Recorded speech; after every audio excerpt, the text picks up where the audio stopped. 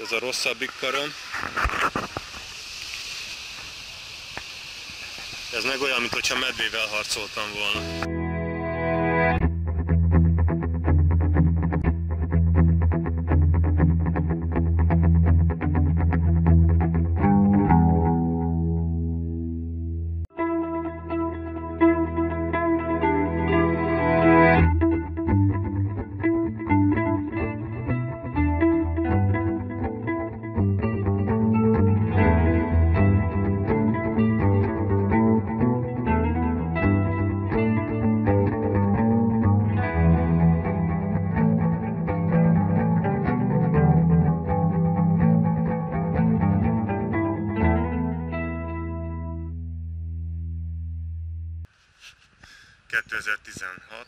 Augusztus 14-e van, és Ruandában vagyunk, majd ezt később elmagyarázom, hogy miért mondom így.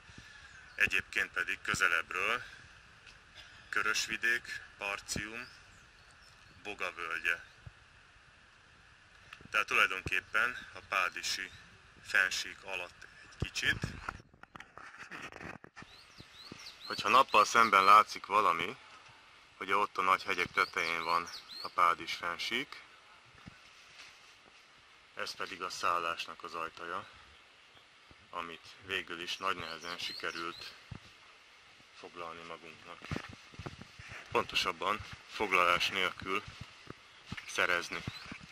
Hogy nagyon nehéz szállást találni, tehát azért itt is mindig érdemes előre foglalni, de nagy szerencsével azért lehet éppen még idényben is üres helyet találni. Na és akkor a mai túránk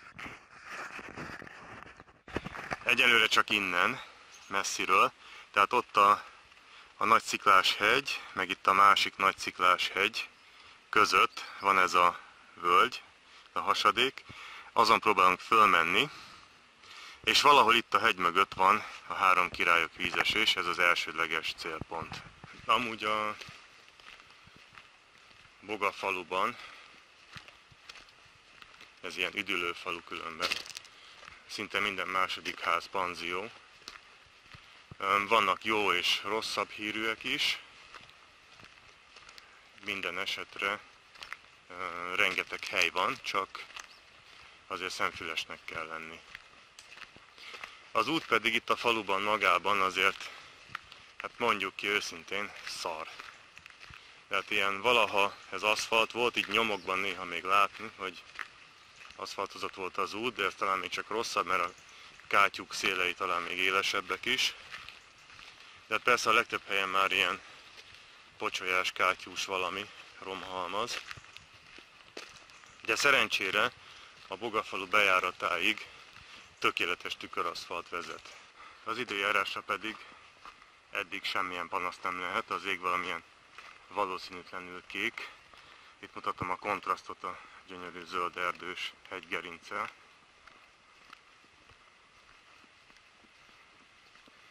És visszatérve a szállásra még annyit, hogy a szállásoknak, hát úgy éreztem, hogy a többsége az magyar kézben van. Ezért mutatom a falu melletti hegygerinc, azért nem semmi.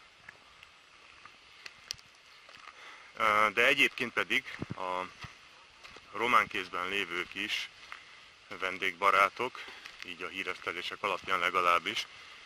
Ugyanis most végigjártuk szinte az összes lehetőséget, és hát nyilván az utolsó helyen volt üresedés. De mindenki segítőkész és kedvesnek tűnik, kivéve azok, akiknek nagyon rossz híre van, oda nem is mentünk. Közben itt elértük a Bogapatakot, illetve hívják még Bulznak is.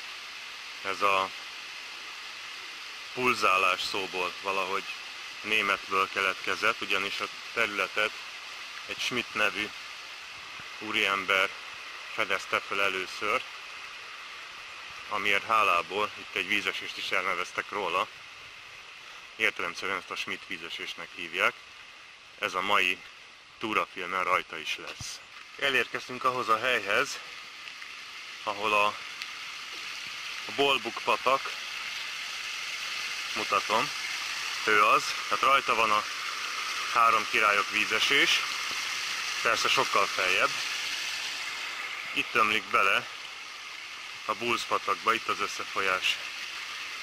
Na most ezt azért mutatom ilyen részletesen, mert ez a túra ez nem jelzett, tehát ilyen tájékozódási pontok alapján kell megtalálni a célokat.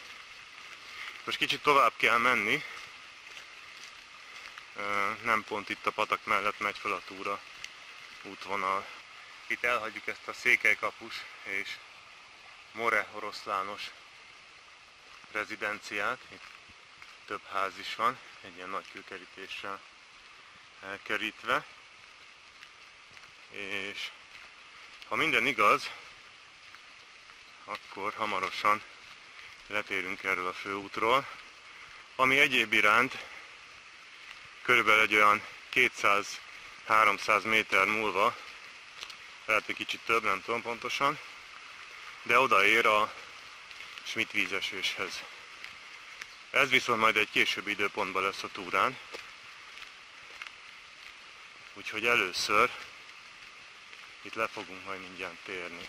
Szóval akkor onnan jövünk, még ilyen messzeségben látszik is a ház, és most forgalom van, és itt térünk le az útról, egy kicsit sokkal meredekebben lejtő, illetve most esetünkben sajnos emelkedő, ilyen erdészeti jellegű ösvényre. Hát látszik, hogy azért valami traktorral, azért volt itt forgalom nem is olyan nagyon régen, és egyenlőre még az út nem emelkedik jelentősen, de azért rögtön látszik, hogy már az előbbi háznak a tetejénél járunk. Szóval itt volt ez a kőoroszlános csoda, tehát egy nagyon kicsivel azután kell letérni jobbra az útról. Közben itt a kicsi kitérő után a Bolbuk patak ismét bejelentkezik, az út mellett fut szépen, és időközben beértünk a kellemesen hűs erdőbe. Tehát talán egy kicsit most még nem is annyira kellemesen hűs, ugyanis most viszonylag korán van, és ennek a helynek olyan a mikroklímája, hogy az olyan igazán nagy meleg sosem szokott lenni. És már is itt az első vízesés. Tessék! Magyarországon már neve is volna. Elértünk a széles erdei ösvény végére, ugye onnan jövünk, illetve hát igazából én nem nagyon tudok elképzelni olyan járművet, amit tovább tudna menni, és innentől a patak egy ilyen szurdokos szorosba vált át. Hát lássuk, elvileg hamarosan kéne következnie a vízesésnek. És akkor ugye úgy kezdtem a videót, hogy Ruandában vagyunk, tehát miért is Ruanda? Nos, van egy ismerősöm, aki ide származik, és Magyarországra került, és mikor megkapta az állampolgárságát, ugye megkapta az iratait is, és a személyigazolványát, mikor kitöltötték, akkor nem tűnt fel a kedves kitöltő alkalmazottnak, hogy ugye most légből kapott nevetés helyett mondok, hogy tudom én, Kis József Csíkszereda, és egyel alácsúszott a Romániának az ország, és hát Ruanda lett. Most ez ugye el is röhögcsélt a kedves ismerősöm, hogy Ruanda, meg hogy hát nem látszik a színemen, meg ilyesmi. Aztán pedig ugye útlevelet csináltatott, és azt is kitöltötték neki Ruandára. Na akkor azért már nem röhögött. Szóval tudunk mi alkotni, hogyha akarunk, ebből az a tanulság, meg az, hogy következetesen azóta Romániát Ruandának hívom. Úgy egyéb iránt pedig itt vagyunk már egy ilyen eléggé fingatós emelkedő után, ami még sajnos nem ért véget, ha jól látom. Itt jobbra tőlünk ez a Csonkakő elnevezésű hegycsúcs, illetve sziklacsúcs inkább. Most ez az oldal az erdős, de a másik oldal a sziklás, másik oldal pedig a Kutyakő elnevezésű sziklacsúcs, és ugye úgy kezdtem a videót, hogy a két csúcs közötti völgyön fogunk fölmászni. Hát most kérem szépen pontosan ez történik, és hát nem mondom, hogy nincsenek kihívások benne, de én szerintem ez azért nem több, mint mondjuk fölkapaszkodni a Pilisben a Vaskapu sziklára. És nagyjából még a magasság is stimmel, ugyanis körülbelül egy olyan 550 méterről kezdtük az emelkedést. A tető kicsit magasabban lesz, de nem jelentősen. Közben pedig itt egy ilyen kis ablakhoz értem. Ott előttünk zúg a patak, ilyen kisebb-nagyobb vízeséseken keresztül, tehát például, nem tudom mennyire látszik, majd lehet, hogy rá fogunk közelíteni. Ott már van egy ilyen 5 méter magas vízesés, és ott egész messze a távolban is van ilyen 2-3 méteres vízesésből egy néhány. Szóval már ez a rész is vetekszik a rámszakadékkal, nem is kicsit. Nos, íme akkor az egyik névtelen vízesés közelről. Tehát ez még mindig nem a 3 királyok vízesés, körülbelül egy olyan 5-6 méter magas lehet, onnan a tetejéről, az a zúgótól számítjuk, akkor még több is. Ez se egy utolsó látványosság. Ez csak ilyen ízelítő még. A következő mini látványosság, egy ilyen zúgó sor, ami akár vízesésnek is nevezhető. Ugye ott jön, itt egy kicsit pihen, majd itt a két nagy szikla között még van egy ilyen 3 méteres esése, csak sajnos, ha lejjebb menni már elég kockázatos, mert jegyezene mindent önökért, megpróbálom. Hát, hogyha sikerül segre esne, majdnem sikerült. Most itt hát innen se látszik igazán, az a szikla nagyon benyúlik, de talán egy kicsit innen így jobban el lehet képzelni, hogy néz ki ez a vízesés sor. De ez még mindig nem a 3 királyok. Most hát úgy néz ki, hogy ennél a pontnál itt elhagyjuk a patakmedrét, a meder közelségét, és jön valami fekete leves szerűség, ugyanis ez az emelkedő, ez olyan 45%-os. Hurrá! De legalábbis rövid, ugyanis ott már azért az a Csonkakő teteje, tehát maximum egy olyan 60 méter lehet még egészen a csúcsig. Most az ultrameretek részen túl vagyunk, illetve én már igen, többiek még szenvednek. Ugye a patak az ott folyik lent, és hát az is látszik, hogy most már tető is közelebb van sokkal.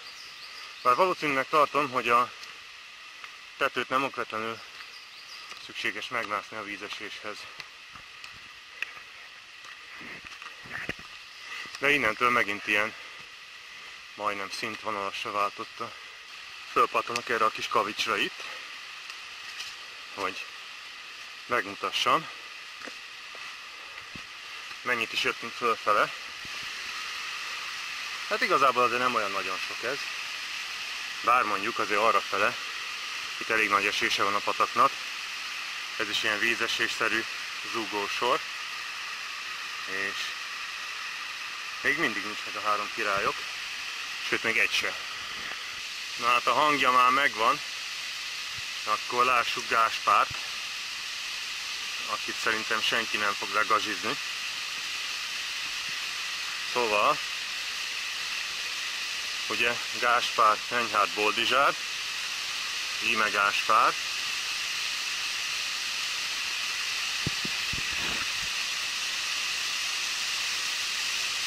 Nem semmi, szerintem legalábbis, és az a titka, hogy mögé lehet menni. Ja, tehát nem titok, innen jól látszik. Most hát azt kell, hogy mondjam, hogy azért Gáspárig az út, ha nem is annyi, mint a Vaskapuszikla Pizisszent keresztől, de nem több, mint fölmenni a prédikálószékre. Most csak azért említek ennyi ilyen nevet, hogy ide mind be tudjam linkelni majd a régebbi videóimat, amit szintén tessék majd megnézni, mert bár nem ennyire szenzációs látványt ígérnek, de azért azok se rosszak. No, kicsit mindjárt közelebb megyek, hogy semmi ki nem maradjon.